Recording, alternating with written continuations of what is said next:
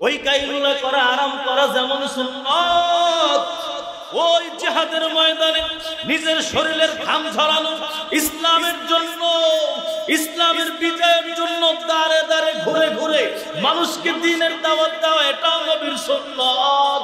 এ বাবা, আরামের সুন্নাত যেটা ওইটা তো পালন করলাম, কিন্তু কষ্টের সুন্নাতের কোনো খবর আমার নাই। এ বাবাজিরা, যদি আল্লাহর জান্নাত পাইতে চাও, আরামের সুন্নাত যেমন পালন করা দরকার, ওই কষ্টের সুন্নাতগুলোও পালন করা দরকার। এ বাবারা, কোনো খবর নাই, আপনি দেশ চালাইতেছেন, শাসন করতেছেন, সমাজ চালাইতেছেন, আপনি তো কখনোই খবর নিলেন না। আল্লাহর নবীও তো সমাজে বিচার আচার করছেন, সমাজ চালাইছেন।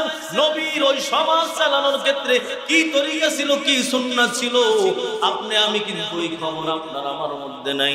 শুধুমাত্র ইবাদত বন্দেগীর ক্ষেত্রে সুন্নাতের খবর নেই। কোন মানুষটা নামাজ পড়লো, নামাজ হয় না, সুন্নাত তরিকায় হয় নাই, আপনি রাস্তায় ঠিকই তার সমালোচনা করতেছেন। অমুকে নামাজ পড়ে, পাও জায়গা যায়, এমন করে দাঁড়ায়, এই করে সেই করে, নামাজ সুন্নাত মতো হয় না, হাত এমন দেয় এমন দেয়, এই সমালোচনা তো করলেন। হে বাবাজিরা, কিন্তু লক্ষ হাজার কোটি সুন্নাত আপনার মধ্যে নাই, সেই খবর কিন্তু আপনার নাই, ঠিক কিনা? শুধু নামাজের মধ্যে সুন্নাত এগুলো পালন করার জন্য বলেন নাই, আমার জীবনের সাথে সম্পৃক্ত যত যত সুন্নাত নবীর আছে, সব সুন্নাত পালন করতে হবে। যদি আল্লাহর নবীর উম্মত হতে চাই, এক সেক্টরের সুন্নাত বাদ দেওয়া যাবে না। ব্যক্তিগত জীবন, পারিবারিক জীবন, সামাজিক জীবন, রাষ্ট্রীয় জীবনে বাবাজিরা, সামনে নির্বাচন, ঠিক কিনা জোরে বলেন। এই জায়গায় পরীক্ষা হবে, কোন মানুষটা ভোট দেওয়ার ক্ষেত্রে সুন্নাত তরিকা অবলম্বন করলো, আর কোন মানুষটা ভোট দেওয়ার ক্ষেত্রে সুন্নাত তরিকা অবলম্বন করলেন না। ওরে বাবা, আপনার দলের নেতা আপনাকে বাঁচাইব না, আপনাকে বাঁচাইতে পারে একমাত্র আল্লাহ আর আল্লাহর নবী। আল্লাহর নবীর তরিকায় যদি আপনি ভোট দেন, আল্লাহর নবী আপনাকে বাঁচাবে। এ বাবাজিরা, আল্লাহর কসম, যেই মানুষটা জুলুম করবে, অত্যাচার করবে, ওই মানুষটাকে যদি আপনি ভোট দেন, যত জুলুম ওই মানুষটা করলো, সবগুলো জুলুম অত্যাচারের গুনাহ আপনার আমলনামায়। কিয়ামতে গিয়ে দেখবেন, হায় হায় হায় হায়, কত জুলুম অত্যাচারের গুনাহ, আমি তো এইগুলা করি নাই। ফেরেশতারা বলবে, ও হুজুর, ওই যে ভোটখান দিছিলেন, ওইখান থেকে সব লাইন হয়ে আপনার আমলনামার মধ্যে ঢুকছে। أما بعد فأعوذ بالله من الشيطان الرجيم. بسم الله الرحمن الرحيم. يا أيها الذين آمنوا اتقوا الله حق تقاته ولا تموتن إلا وأنتم مسلمون.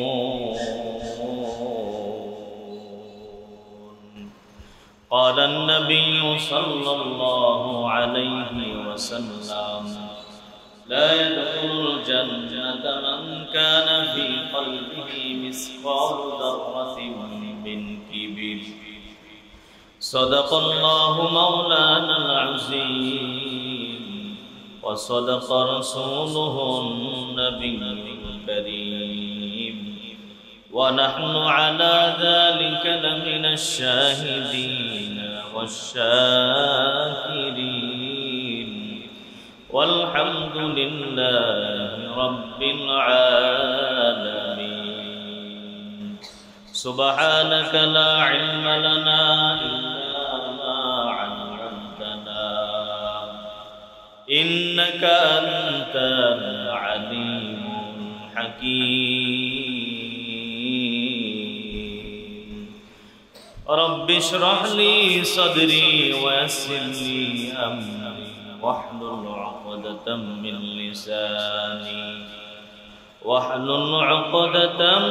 من لساني يفقه قولي. وبك نستعين يا مستعان. الحمد لله. আল্লাহ জাল্লা জালালুহু ওয়া তাআলা শানুল দরবারে আলিশান শুকর, যিনি দয়া করে, মায়া করে, মহব্বত করে, ভালোবেসে আপনাকে আমাকে তার মহান নামাজ আদায়ের জন্য তার পবিত্র ঘর মসজিদে আগে আগে আসার বসার তৌফিক নসিব করেছেন। শুকরিয়া আদায় করি, বলি আলহামদুলিল্লাহ। একজন মানুষ যদি জান্নাতে যেতে চায়, কোরআন এবং হাদিস থেকে যতটুকু বোঝা যায়, চারটা কাজ করা জরুরি। এই চারটা কাজ যদি করতে পারে বা আশা করা যায় আল্লাহর রহমতে সে জান্নাতে যেতে পারবে। এক নম্বর কাজ হলো দুনিয়ায় যত গুনাহ আছে সব গুনাহ বর্জন করা, একটা গুনাহ না করা, অথবা যদি হয়ে যায় সাথে সাথে গুনাহ থেকে তওবা। কারণ আমলনামায় যদি গুনাহ থাকে, গুনাহ সহকারে মানুষ জান্নাতে যেতে পারে।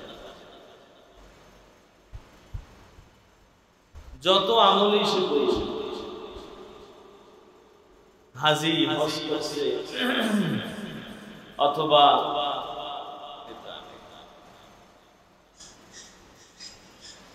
বড় মুসল্লি, ভালো নামাজ আদায় করে, রোজা রাখে, ফরজ নফল, এরপরে বিভিন্ন আমল করে, করণীয় যত আমল আছে এগুলো করে, কিন্তু সাথে সাথে আবার গুনাহ করে। এই হজ, এই যাকাত, এই রোজা, এই নামাজ, যখন বান্দার আমল নামায় গুনাহ থাকবে তাকে বাঁচাইতে পারে। অর্থাৎ আমার করণীয় আমল অনেক আছে, নামাজ, ইবাদত, বন্দেগী, দান, সদকা, অনেক নেকি আমার আমল নামায় আছে, কিন্তু আবার আমার আমল নামায় গুনাহ আছে। হাদিস থেকে এমনটাই বোঝা যায় যে যত ইবাদতই সে করছে না কেন, যখন গুনাহ থাকবে, গুনাহ নিয়ে কেউ মারা যাবে, তখন ওই মানুষটা জাহান্নামে যেতে বাধ্য, যাওয়াই লাগে। রাসূল হাদিসে বলেন, যারা গুনাহগার যখন জাহান্নামে যাবে, আল্লাহ তাআলা একটা সময় যখন তাদের গুনাহ শেষ হয়ে আগুনে গুনাহগুলো জ্বালায়া যায়, এই আগুনের মাধ্যমে যখন গুনাহ শেষ হইতে থাকবে আস্তে আস্তে, একটা পর্যায়ে আল্লাহ তাআলা আম্বিয়া কিরামকে সুপারিশ করার জন্য অনুমতি দিবেন। যারা মুত্তাকি, মুমিন, পরহেজগার, আল্লাহওয়ালা, তাদেরকেও সুপারিশ করার অনুমতি দিবেন।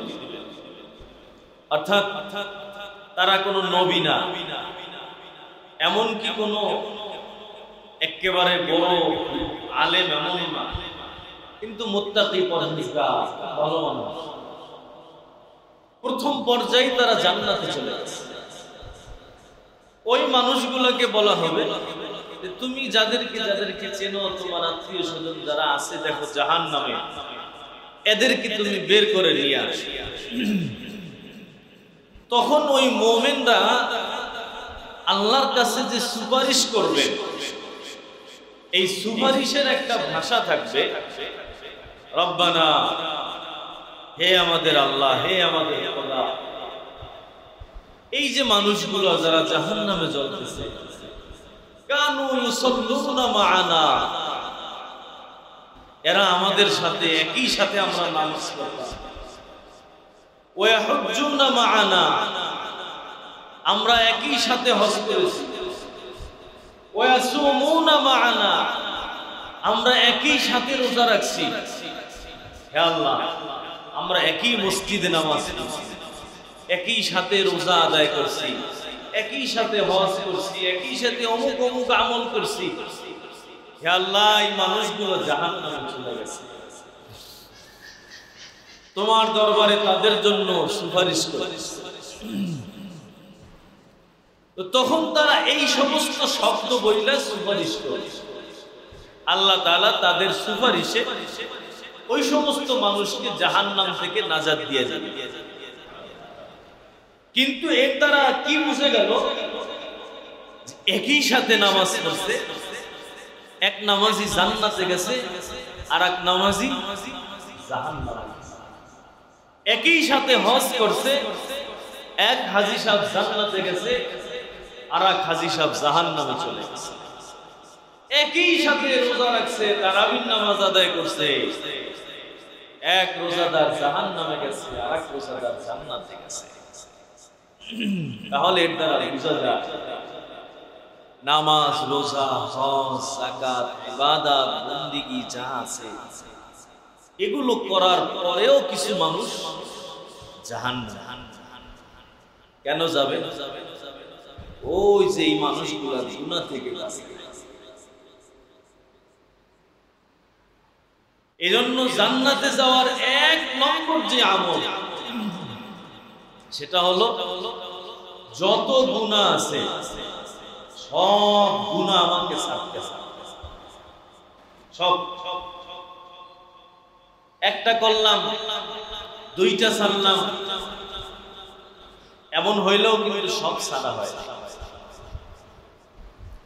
আব্দুল্লাহ ইবনে আব্বাস রাদিয়াল্লাহু তাআলা আনহুমার এক হাদিস আমি আপনাদের সম্মুখে বলেছিলাম, কবিরা গুনার সংখ্যা 700 কবিরা গুনাহ আছে দুনিয়ায়। যদি জান্নাতে যেতে হয় আপনাকে আমাকে এই 700 গুনাহ থেকেই বাঁচতে হবে। 699টা থেকে বাঁচছি, একটা মাত্র করছি, আমল নামায় আছে। ওই একটা গুনাহ নিয়ে যদি কেউ মারা যায়, এইটা নিয়ে সে জান্নাতে ঢুকতে পারবে না। এই গুনাহটা আগে তাকে শেষ করতে হবে। কেমনে শেষ হবে? জাহান্নামের আগুন।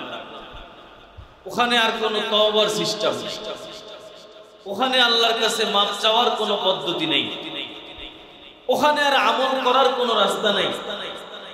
রাস্তা একটাই, গুনাহ নিয়ে আসছো, গুনাহ নিয়ে জান্নাতে যাওয়া যাবে না। কি রাস্তা? জাহান্নামে যাও। গুনাহ শেষ করো, এরপর জান্নাত। তাহলে যেটা বুঝে আসে যে আমার এই যত আমল আমরা করণীয় যা করতেছি এগুলো তো অবশ্যই লাগবে, কিন্তু তার চেয়ে বেশি যেটা লাগবে সেটা হলো গুনাহ করা। গুনাহ করলেও আমল নামায় রাখা যাবে, এটা সাথে সাথে ধুয়ে মুছে পরিষ্কার করে দিবে। এক নম্বর যে আমল সেটা হলো জান্নাতে যেতে হলে গুনাহ করা। এজন্য রাসূল বলেন, ইয়া আবু হুরায়রা ইত্তাকিল মাহারিমা তাকুন আবাদান নাস। সব গুনাহ থেকে বাঁচো, তাহলে তুমি সবচেয়ে বড় ইবাদতকারী, আবেদ। এই হাদিসের কি অর্থ? এই হাদিসের অর্থ এইটাই, আমরা তো যারা নামাজ পড়ে, রোজা রাখে, তেলাওয়াত করে, তাসবিহ, তাহলিল, হজ, যাকাত একটার পর একটা আমল নিয়ে ব্যস্ত, তাদেরকে আবেদ মনে করি, কিন্তু রাসূল তাদেরকে আবেদ মনে করেন না। আল্লাহ তাআলা তাদেরকে আবেদ মনে করেন না। আবেদ হলো ওই মানুষটা যেই মানুষটা একটা গুনাহও করে। হ্যাঁ, এইজন্য আমাদের হাকিমুল উম্মাহ মুজাদ্দিদুল মিল্লাত শাহ আশরাফ আলী থানভী রাহমাতুল্লাহি আলাইহি বলেন যে কিছু মানুষের জন্য নফল ইবাদত করাটাও অন্যায়। কি বলছে? কিছু মানুষের জন্য নফল ইবাদত করাটা অন্যায়। মানে কি?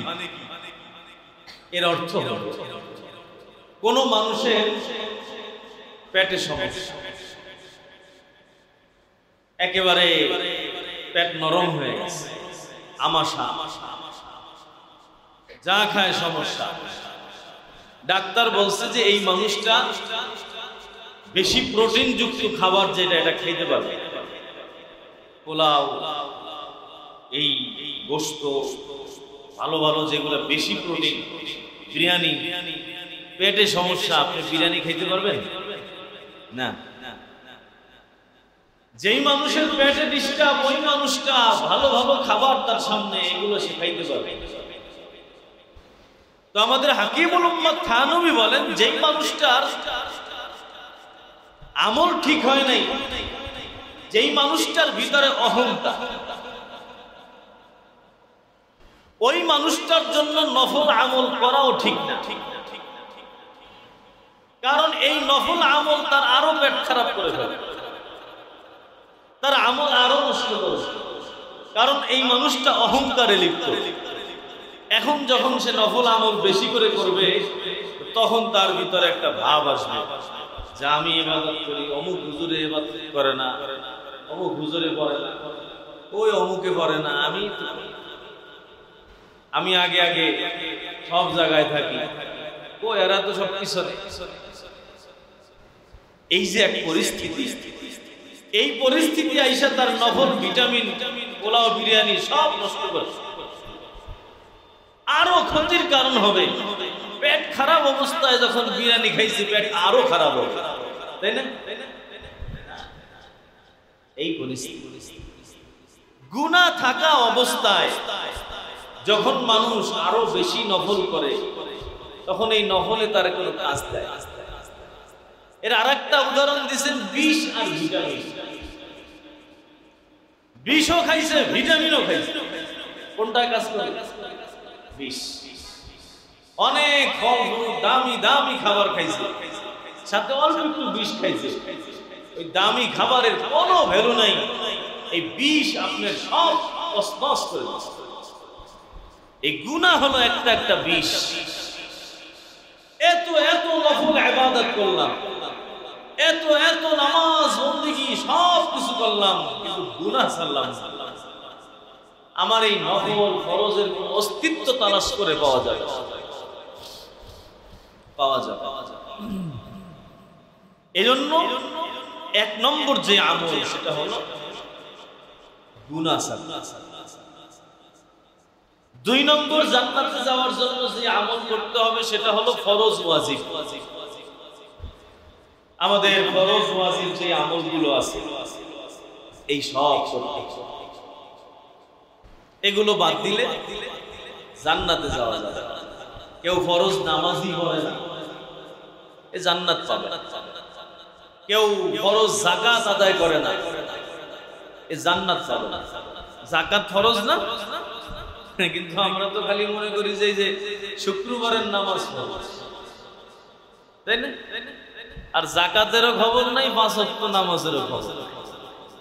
যাকাত ওয়াজিব হইয়া রইছে, পিছনে কত জিন্দেগি, সব নিজের যাকাত নিজে খাইলে, নিজের যাকাত নিজে খাইলে জাহান্নামে যাওয়া না।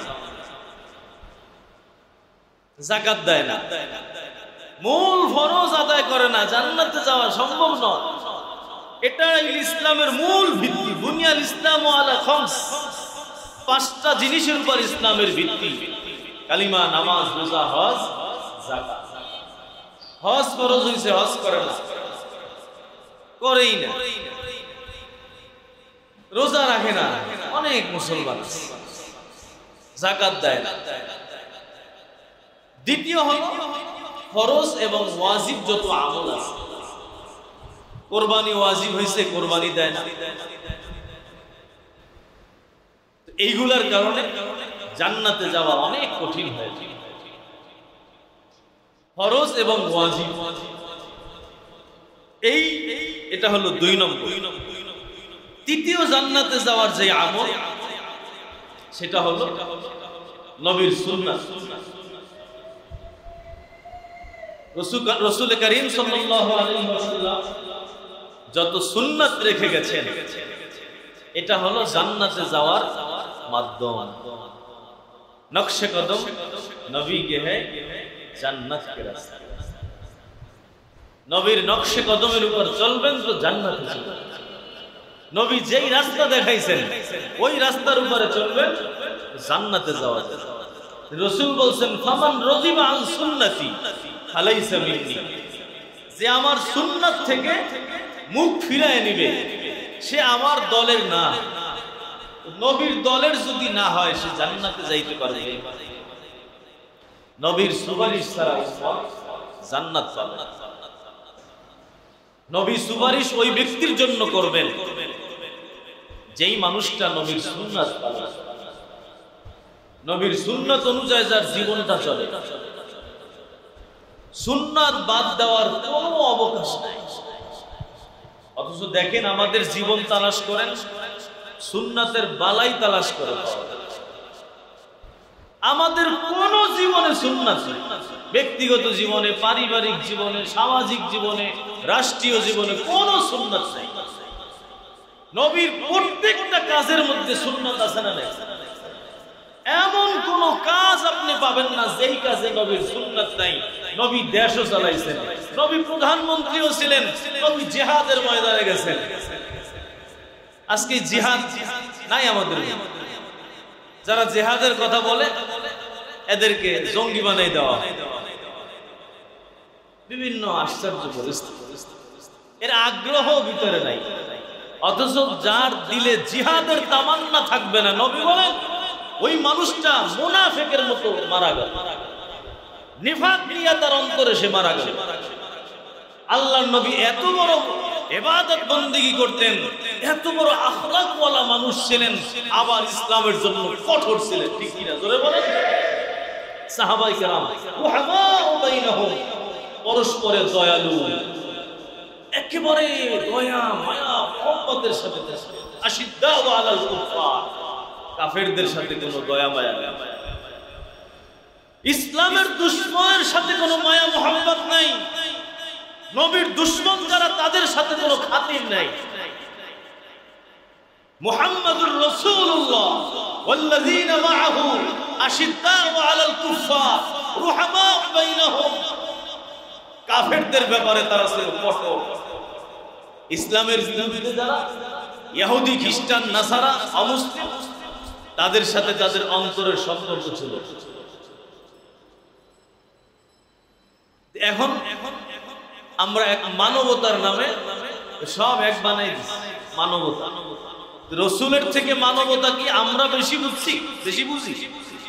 হ্যাঁ, আল্লাহ নবীর মধ্যে সবচেয়ে বেশি মানবতা ছিল। সে আল্লাহ নবী যখন জিহাদ করার প্রয়োজন হয়েছে জিহাদের ময়দানে নামছেন, দান মোবারক শহীদ করছেন, নিজের মাথার মধ্যে ওই হেলমেট ভাঙ্গা মাথার মধ্যে ঢুকে গেছে জিহাদের ময়দানে। নবী সশরীরে জিহাদের ময়দানে অংশগ্রহণ করছেন। এগুলোকে অস্বীকার করার কোনো সুযোগ নেই। এগুলো নবীর তরিকা, নবীর সুন্নাত। নবী দেশ কিভাবে চালাইছেন কেউ আমরা ওই দিকেই যাই। আমরা সবাই নবীর উম্মত দাবি করি, অথচ ভোট দেওয়ার সময় জালেম, নাফরমান এদেরকে আমরা ভোট দেই। কি না বলেন? অথচ নবীর উম্মত দাবি করতেছে। এটারও হিসাব হবে। আপনি যে ভোটটা দিলেন, কোথায় দিলেন, কোথায় গেল, এটারও হিসাব আল্লাহর কাছে হবে। কোথায় দিছি, কাকে সাপোর্ট করছিলাম ভাই। অথচ আমরা মনে করি যে নামাজের মধ্যে খালি সুন্নাত, খাবারের মধ্যে সুন্নাত, আর কোন জায়গায় মনে হয় সুন্নাত নাই। ভোট দিতে যাবেন, এখানেও নবীর তরিকা নাই। একটাই গণতন্ত্র ইসলামে নেই। এই যে গণতন্ত্র পুরো ইসলাম বিদ্বেষী।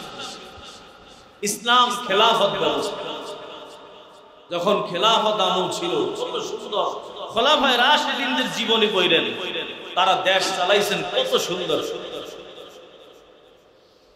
এখন যেহেতু পরিস্থিতি এমন, আপনি এর বাহিরে যাইতে পারবেন না।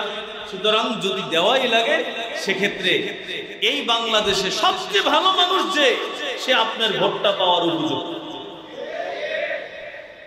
সে যে ধরনের, এখানেও নবীর তরিকা আছে, এখানেও নবীর সুন্নাত আছে। সব জায়গার আমরা শুধু ওই যে খানা খাইতে বসছে, একজনে লবণ দেন, আর একজনে নুন কর, নুন কর, লবণ, এটা বলে না, এটা নবীর সুন্নাত। এমন সম্মুখীন হয়েছেন কিনা কখনো? হ্যাঁ, এই লবণের আরবি শব্দ হলো মিলহ, নুন, লবণ। এখন এর বাংলা শব্দ নুনও আছে, লবণও আছে। এখন এখানে যদি কেউ লবণ বলে, সে যে মারাত্মক কবিরা গুনাহ করছে, বিষয় কিন্তু এমন নয়। অথচ দেখবেন খাবারের মজলিসে লবণ কেন করলেন, আপনার সাথে লাগাই দিব ঝগড়া। এটা কি জানেন? যেমন পানি আর জল, আমাদের বাংলা শব্দ কিছু শব্দ হিন্দুরা বেশি ব্যবহার করে, আর কিছু শব্দ মুসলমানরা ব্যবহার করে, দুটোটাই বাংলা শব্দ। এখন হিন্দুরা যেই শব্দটা ব্যবহার করে, ওই শব্দটা কি আমার জন্য ব্যবহার করা হারাম? তাহলে তো আপনি ইংরেজিও ব্যবহার করতে পারবেন। খ্রিস্টানদের ভাষা, ইহুদিদের ভাষা, আপনি ইংরেজি বলতে পারবেন। আরে ওমিন আয়াতিহি ইখতিলাফু আলওয়ানিকুম ওয়া আলসিনাতিকুম, আল্লাহর একটা নিদর্শন হলো তোমাদেরকে বিভিন্ন রঙে, কালারে আল্লাহ তাআলা সৃষ্টি করেছেন, তোমাদেরকে বিভিন্ন ভাষায় আল্লাহ তাআলা তৈরি করেছেন, এক একজনের এক এক ভাষা। এই ভাষা কে বানাইছে? আল্লাহই বানাইছে। এই বাংলা ভাষা কে বানাইছে?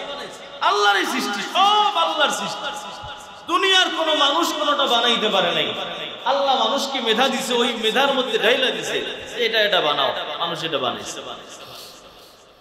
এখন কথা হলো নুন আর লবণ, এখানে সমস্যাটা কোথায়? সমস্যাটা হলো ওই যে পানি আর জল, সমস্যাটা হলো গোশত আর মাংস। গোশত ফার্সি শব্দ মুসলমানরা বলে, মাংস এই বাংলা শব্দ হিন্দুরা বেশি বলে। তদ্রুপ লবণ শব্দটা এমনই, অথচ আপনি এই লবণ নিয়ে আর একজনের সাথে ঝগড়া লাগাই দিচ্ছেন, তুমি লবণ কেন কইলে? নবীর ওই আরব দেশে কি বাংলা ছিল? ওখানে মিলহুন আরবি শব্দ, ওখানে লবণও ছিল না, নুনও ছিল, ওখানে তারা আরবি বলছে। এখন আমাদের দেশে এসে হয়েছে কি, কিছু শব্দ হিন্দুরা বেশি ব্যবহার করছে, কিছু শব্দ মুসলমানরা বেশি ব্যবহার করছে।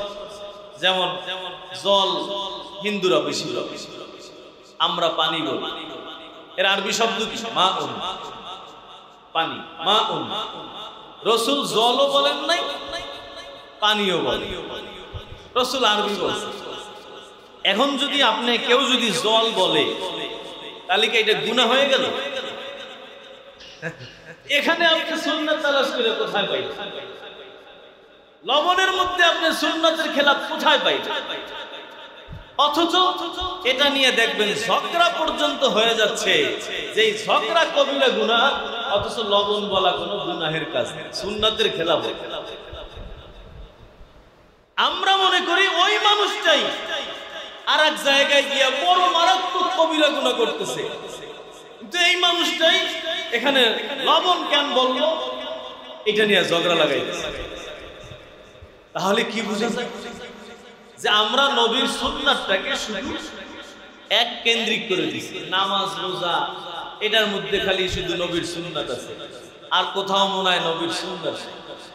অথচ আমার পুরা জীবনটার মধ্যে নবীর তরিকা আছে, নবীর তরিকার বাহিরে কোথাও নাই। আমার ব্যক্তিগত জীবনে নবীর সুন্নাত আছে, পারিবারিক জীবনে পরিবার কেমনে চালাবো, এখানে নবীর সুন্নাত নাই, আছে নবীর তরিকা।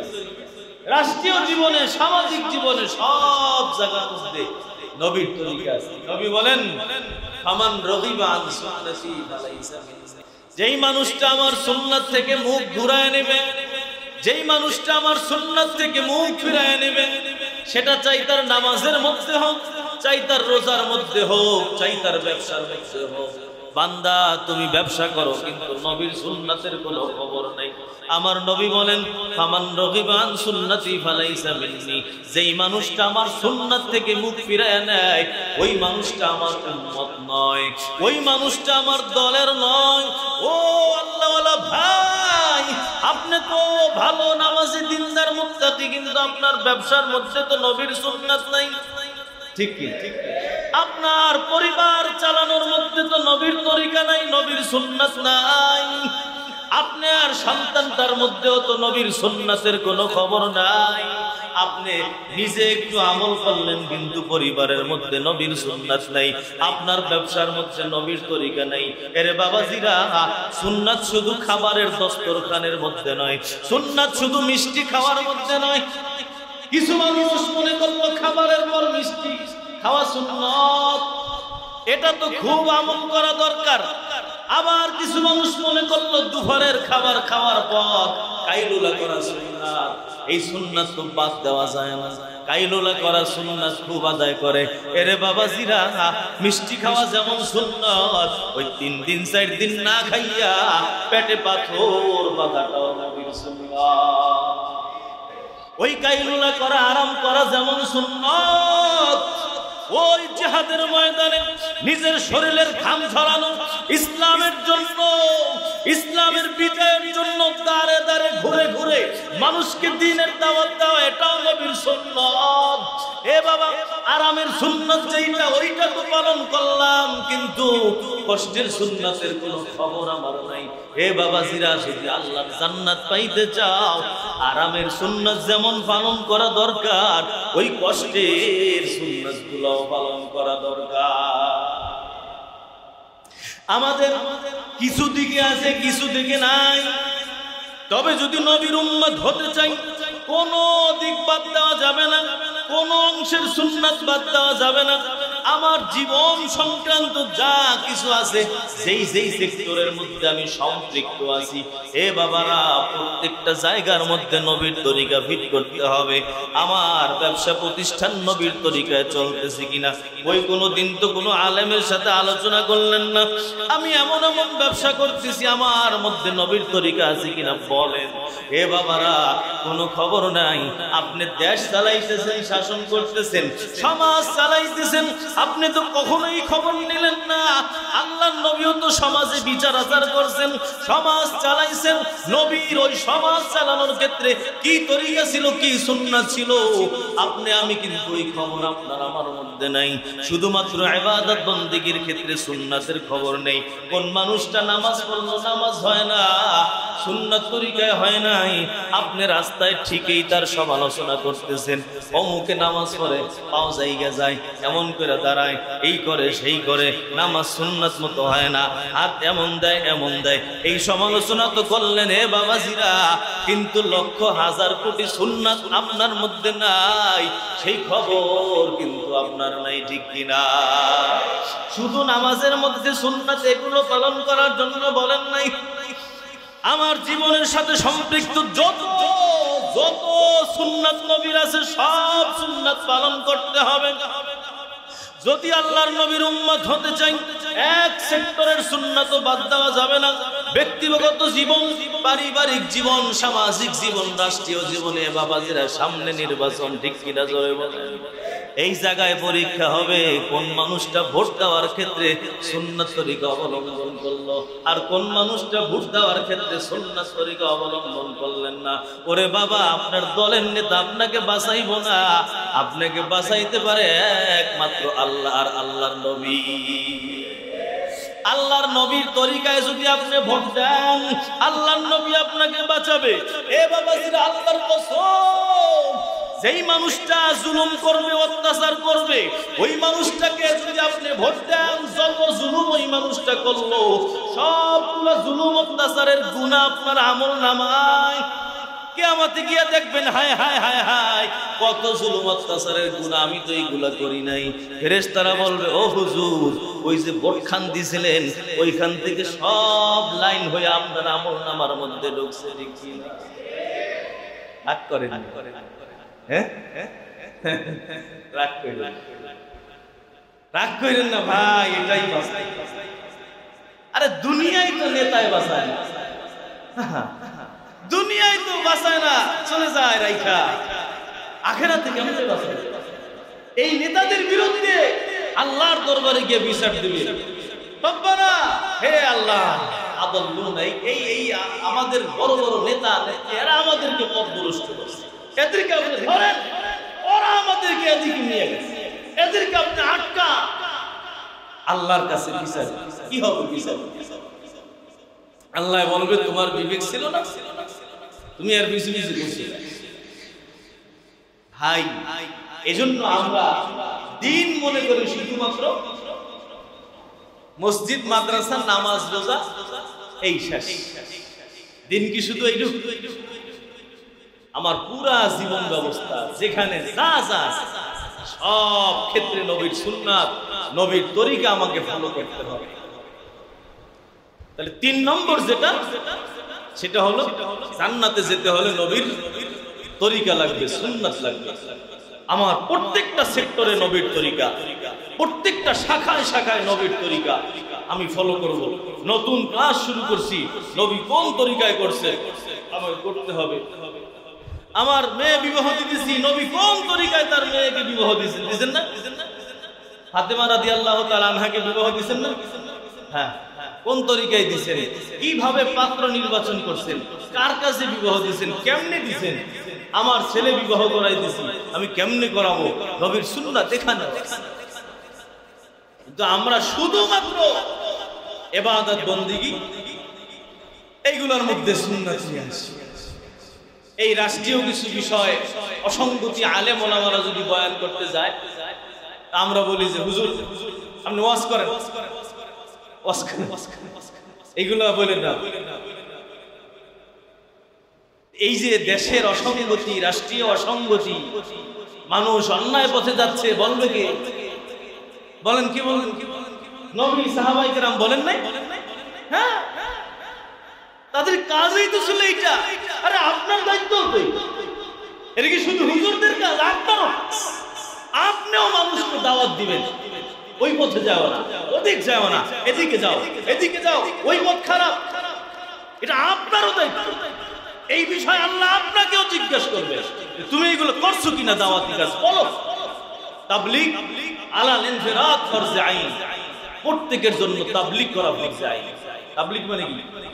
সৎ কাজের আদেশ, অসৎ কাজের নিষেধ, বাঁচার কোন রাস্তা। ও আনফুসাকুম ওয়া আহলিকুম নারা, নিজে বাঁচো, পরিবার করি। পরিবার কারা? সব আমরা ভাই বোন, ঠিক কিনা? আমরা যারা এখানে আছি সব ভাই ভাই। কেন? মা বাবা এক, তাই না? আদম হাওয়া, এরা আমরা সবাই পরিবার, সবাই পরিবার। তাহলে 3 নম্বর আমল হলো সুন্নাতের জীবন, সব লাইনে। কারণ ফামান রাগিবা আন সুন্নতি ফালাইসা মিননি, যে আমার সুন্নাত থেকে সরে গেল সে আমার উম্মত না। নবীর উম্মত যে না, নবী তার জন্য জান্নাতের সুপারিশ করবেন। 4 নম্বর আমল হলো নফল আমল,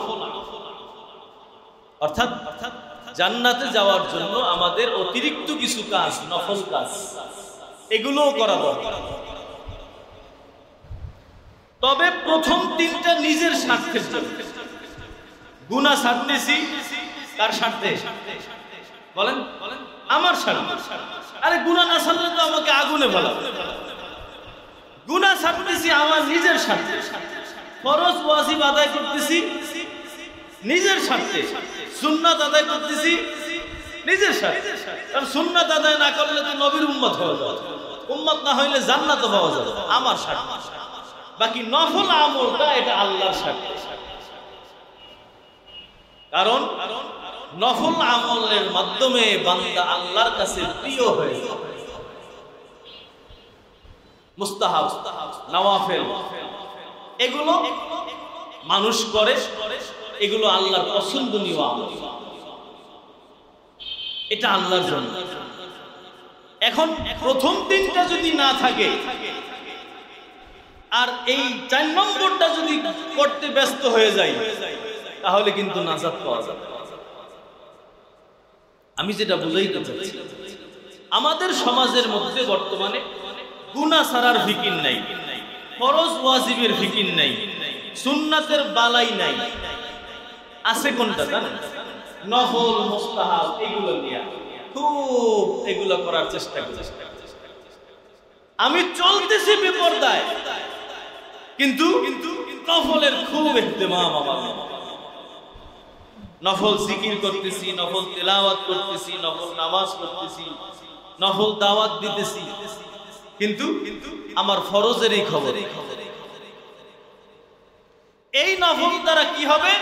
ওই যে আমাদের হাকিমুল উম্মাহ থানবী বলছেন, এই নফলের দ্বারা বদ হজম হবে। কারণ আমার আসল যে জিনিস থাকা দরকার ছিল ওই জিনিসই নাই। গুনাহ থেকে বাঁচতেছি, ফরজ আদায় করতেছি না, সুন্নাত পালন করতেছি না, কিন্তু আমি নফল নিয়ে খুব ব্যস্ত, এবং নফল আরেকজন পালন না করলে তাকে আমি বকাঝকা পর্যন্ত করতেছি, কিন্তু ফরজ আমার ছুঁইতে যাচ্ছে। এই জন্য নবী বলছেন, ইয়া আবা হুরায়রা ইত্তাকিল মাহারিমা তাকুন আবাদান নাস, সব হারাম কাজ থেকে বাঁচো, তাহলে তুমি সবচেয়ে বড় ইবাদতকারী। নফল বললে সবচেয়ে বড় ইবাদতকারী বলছেন না, গুনাহ থেকে বাঁচবো সবচেয়ে বড় ইবাদতকারী। অথচ আমাদের এই ফিকির নাই। হ্যাঁ, এজন্য এই চারটা আমল ছাড়া জান্নাত মুশকিল। গুনাহ থেকে বাঁচা, এবং এই গুনাহের মধ্যে দুইটা গুনাহ বড় মারাত্মক। একটা হলো কুওয়াতে জাহ, আর একটা হলো কুওয়াতে বাহ। এই দুইটা শক্তি আল্লাহ মানুষের মধ্যে দিয়েছে। একটা হলো যৌবনের গুনাহ, আর একটা হলো অহংকারের গুনাহ। যৌবনের গুনাহ মানুষকে একেবারে ধ্বংস করে, খাহেসাতের গুনাহ। যে যৌবনের গুনাহের কারণে মানুষ কুদৃষ্টি করে, মোবাইলে গুনাহ করে, রাস্তাঘাটে গুনাহ করে, ওই বয়ফ্রেন্ড গার্লফ্রেন্ড বানায়, কেন? এই যৌবনের গুনাহের কারণে। এই বিভিন্ন জেনার মধ্যে লিপ্ত হয়, ফাহেসা কাজের মধ্যে লিপ্ত হয়, যৌবনের গুনাহের কারণে। এই গুনাহ মানুষের সব ধ্বংস করে দেয়। দুনিয়া আখিরাত আর লাইনে মানুষ বেইজ্জতি হয় যৌবনের গুনাহের কারণে। দ্বিতীয় হলো অহংকারের গুনাহ। অহংকারের গুনাহসমূহ বড় মারাত্মক। লা ইয়াদখুলুল জান্নাতা মান কানা ফি কলবিহি মিসকালু যাররাতিন মিন কিবির। যার অন্তরে যাররা পরিমাণ অহংকার থাকবে সে জান্নাতে যাবে না, যাবে না, যাবে না। স্পষ্ট প্রমাণ ইবলিস শয়তান। ইবাদতের কোনো কমতি ছিল না, ছিল অহংকার। শেষ করে দিয়েছে, সব শেষ। এইজন্য আমাদের আবু বকর সিদ্দিক রাদিয়াল্লাহু তাআলা বলেন, ওই মানুষটা অহংকার কিভাবে করে যে দুইবার পেশাবের জায়গা থেকে বের হয়েছে। দুইবার যেই মানুষটা পেশাবের জায়গা থেকে বের হয়েছে, ওই মানুষটা অহংকার কিভাবে করে। একবার বাবার পেশাবের জায়গা থেকে বের হয়েছে, আর একবার মায়ের পেশাবের জায়গা থেকে। আবু বকর সিদ্দিক রাদিয়াল্লাহু তাআলা আরো বলেন, ওই মানুষটা অহংকার কিভাবে করে, যেই মানুষটা নিজের হাতে দৈনিক কয়েকবার ময়লা আবর্জনা পরিষ্কার করে। নিজের হাতে যেই মানুষটা ময়লা পরিষ্কার করে, একেবারে নিকৃষ্ট ঘৃণিত ময়লা, যেগুলো ড্রেনের মধ্যে দেখলে নাক চাইবা ধরে, ওই ময়লাই নিজে কি করে পরিষ্কার। এ আবার কিসের প্রধানমন্ত্রী, এ আবার কিসের বিরাট বড় হিসাব, এ আবার কিসের তার অস্তিত্ব? তার তো কোনো অস্তিত্বই নেই। এ তো মেথরের চেয়েও নিকৃষ্ট, ঠিক কি না? মেথর যেই কাজ করে আমরাও তো ওই কাজই করতেছি। তাহলে আমার আবার কিসের বড়ত্ব, আমার আবার কিসের অহংকার? আবু বকর সিদ্দিক বলেন, সেই মানুষটা বারবার দিনে কয়েকবার মেথরের কাজ করে, ময়লা আবর্জনা পরিষ্কারের কাজ করে, ওই মানুষটার আবার কিসের এত অহংকার? এই জন্য আমার হযরত বলেন যে আমার জীবনের শুরুর দিকে যদি তাকায়, মাঝখানে যদি তাকায় এবং শেষে যদি তাকায়, তাহলে অহংকার আসে। আমার জীবনের শুরু হলো নাপাক পানি, মাঝখানে কি এই ময়লার ট্যাঙ্কি প্যাডের ভিতরে, তাই না? সেফটি ট্যাঙ্কি আছে না? হ্যাঁ, সবাই আছে, প্রধানমন্ত্রী আছে। কোনো অহংকারের কিছু নেই, পেট কাটলে ওইগুলো ময়লা বেরোয়। আর যখন মানুষ মারা যায়, পচা গলা লাশ দেখছেন পোকে কিভাবে খায়? আহারে আল্লাহ, এই যে আমাকে আপনাকে কবরের মধ্যে পোকে খাইতে থাকে, চোখটা গয়লা পানি পাশ দিয়া পড়ে যাবে, এই মাথার চুলগুলো খুলে খুলে পড়ে যাবে, দাঁতগুলো থাকবে না, একটা একটা খসে খসে যাবে। কিসের এত অহংকার? এই চেহারার চামড়াগুলো পচে পচে পড়বে, পোকা গর্ত বানাবে পেটের ভিতরে, ইন্দুর পেটের ভিতরে যাবে আর বের হবে। আমার কিসের আবার এত অহংকার? এই অহংকারের গুনাহ মানুষকে সব শেষ করে। হাজার হাজার গুনাহ তৈরি হয় এক অহংকারের কারণে, হিসাব নাই। আপনি তালাশ করবেন, যা দেখবেন অন্যায়, পিছনে খুঁজতে খুঁজতে গিয়ে দেখবেন অহংকার, গোড়ায় অহংকার। এই জন্য অহংকারকে উম্মুল আমরাজ বলা হয়, সব রোগের মা। এইটা রোগ খালি জন্ম দেয়, গুনাহ খালি জন্ম দেয়, জন্ম দেয়। এই যে সালাম তালাশ করে মানুষের কাছে, যে আমারে সালাম দেয় না কেন? অহংকার। কেন তোমারে সালাম দিতে নিষেধ করছে? বুঝেন না? হুজুরদের দোষ খুঁজে পায়, ওই হুজুরে সালাম দেয়, ওই হুজুর ভালো না। আরে আমি যদি অহংকার না থাকতো, ওই যে বলতেছি যে উনি ভালো না, গোড়ায় কি? বউর সাথে ঝগড়া লাগে, কি? অহংকার। স্বামীর সাথে ঝগড়া লাগে, কেন? অহংকার। অহংকার না থাকলে আপনার সাথে লাগবেই না, লাগবেই না, জীবনেও কেউ পারবে না লাগে। আপনি মনে করবেন আমি তো অপরাধী, আমার সাথে আবার কি? আমার আবার কি? আমাকে চিনো? এই যে চিনো, অহংকার। রিয়া, মানুষকে দেখানোর জন্য আমল করে, অহংকার। হাজারো গুনাহ যা তালাশ করবেন সব গুনার পিছনে। এজন্য আমার হযরত বলেন, এই চারটা আমলে মানুষ জান্নাতে যায়। তবে আমাদের বর্তমানে নফলের ব্যাপারে গুরুত্ব বেশি, কিন্তু বাকি তিনটার ব্যাপারে গুরুত্ব নাই। অথচ নফল গুরুত্বহীন যদি বাকি তিনটা না থাকে, বাকি তিনটা না থাকলে নফলের কোনো গুরুত্ব নাই, এটা আরো বদ হজম তৈরি করবে। এজন্য আল্লাহ তাআলা আপনাকে আমাকে সকল একেবারে সব গুনাহ থেকে তওবা করে আল্লাহর কাছে মাফ চেয়ে প্রত্যেকটা সকাল প্রত্যেকটা সন্ধ্যা অতিবাহিত করার তৌফিক দিয়েছেন। আমরা আল্লাহর কাছে এখন তওবা করি, রাজি আছেন যে আল্লাহ যা যা করছি মাফ করুন? হাত জায়গা, আল্লাহ আমরা তোমার কাছে তওবা করতেছি, তোমার ঘরে বসে মালিক, আর যা যা গুনাহ করেছি আর করব না, আমাদেরকে মাফ করুন। ভাই নামাজ আল্লাহ যদি মাফ না করে, কোথাও রেহাই নাই, কেউ বাঁচাইতে পারবে না, কেউ বাঁচাইতে পারবে না। এজন্য আসেন গুনাহ মুক্ত জীবন যাপন করি, তওবা ওয়ালা জিন্দেগি জীবন যাপন করি, কোন আল্লাহ ওয়ালাদের সোহবত অবলম্বন